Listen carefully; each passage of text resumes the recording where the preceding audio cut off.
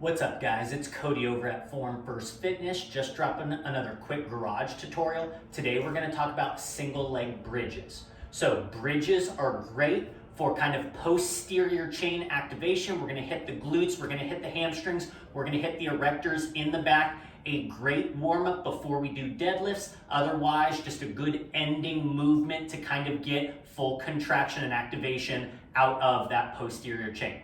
So what we're going to do, we're going to set up like we're doing a normal bridge. So we're going to lay all the way back. We're going to squeeze those shoulder blades, try to draw them down to the middle of the back. Hands are going to come out at a 45-degree angle away from that torso. And we're going to separate the fingers, plant that palm on the ground, and drive the hand into the ground. So there's going to be tension.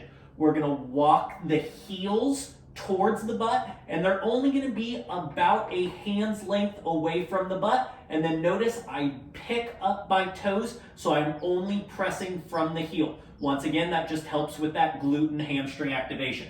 So this is my start position for a normal bridge. So now for a single leg, all I'm going to do is pick one leg up, okay? So I'm going to drive my right leg up. Notice though, I'm trying to have both thighs still level. So I'm not letting the floating leg drop down. I'm not raising it up to the ceiling so that my heel is pointed up, okay? So we're once again kind of at that 45-degree angle. One foot firmly planted through that heel, the other one locked out at the knee, straight leg. And then I'm just going to drive through that planted heel, have those hips come up nice and high, squeeze that left butt cheek or whatever heel is down on the ground. We're going to squeeze that butt cheek as tight as we can. Keep those hips up for a brief second. Slow and controlled drop. Notice when my hips come down, my floating leg is not moving. Once again, trying to keep it in line with the opposite thigh.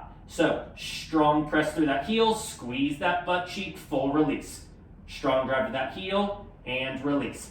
For that other side, I'm going to drop that foot, bring my other leg up so it's floating at that 45-degree angle, thighs are parallel, drive through that planted heel, squeeze that butt cheek, hips come down.